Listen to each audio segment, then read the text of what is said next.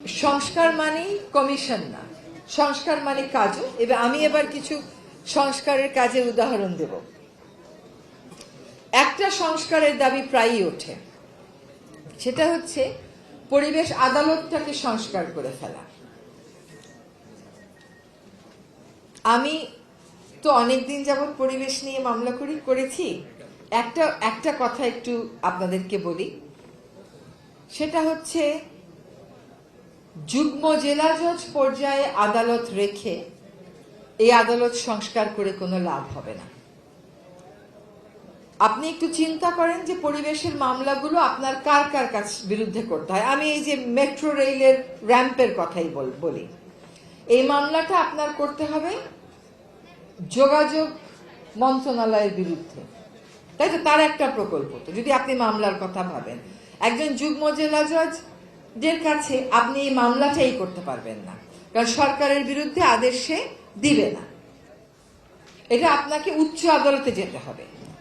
এখন পরিবেশ আদালত কি সম্পূর্ণ বাতিল করে দেওয়া উচিত? আমি তাও মনে করি না। পরিবেশ আদালতে কিছু কিছু মামলা হয় হচ্ছে ইটভাটার বিরুদ্ধে, পরিবেশ আদালতে সরাসরি মামলা করা যায় না। এই কথাটা আসলে সেরকম টেকনিক্যালি ঠিক না, কারণ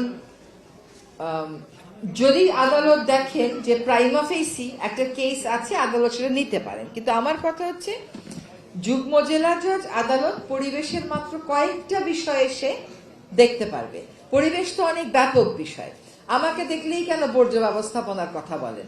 কারণ ওটার মধ্যে পরিবেশ আছে, কিন্তু বর্জ্য ব্যবস্থাপনা তো আমার মন্ত্রণালয়ের আওতাভুক্ত না। আমাকে যদি বলেন যে আপনার কাঁচা বাজারগুলোতে তো এখনো পলিথিন চলছে, আমি যদি আপনাকে বলি সুপার শপিং মলে তো পলিথিনটা বন্ধ হয়েছে, সেটাও দিয়ে শুরু করেন। সুপার শপিং মলেও তো মানুষ মাছ কিনে, মাংস কিনে। তারা যদি পলিথিন না নিয়ে অন্য ব্যাগে মাছ মাংস নিয়ে যায়, তাহলে কাঁচা বাজারে সেটা কেন একটা সমস্যা হবে? এটা কোনো সমস্যা না। কিন্তু কথা হচ্ছে, আপনি কি এবার হাত তুলবেন বাজারে যাওয়ার সময়?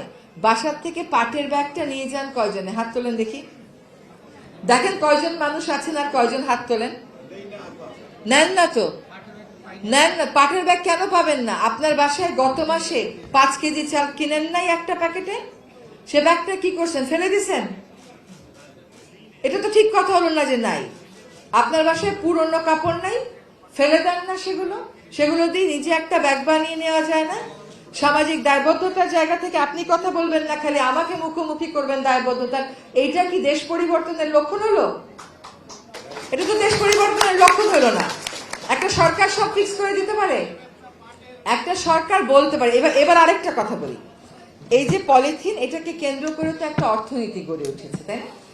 পলিথিন শপিং ব্যাগ যখন আমরা বিরুদ্ধে অভিযানে গেলাম, তখন আমাদের যিনি ডিরেক্টর, তাকে মেরে তার নাক ভেঙে দেওয়া হলো। এই চকবাজারের ঘটনা, সেখানে সকল পরিবেশবাদীর একটা অবস্থান নেওয়া উচিত ছিল, সকলে নেন নাই।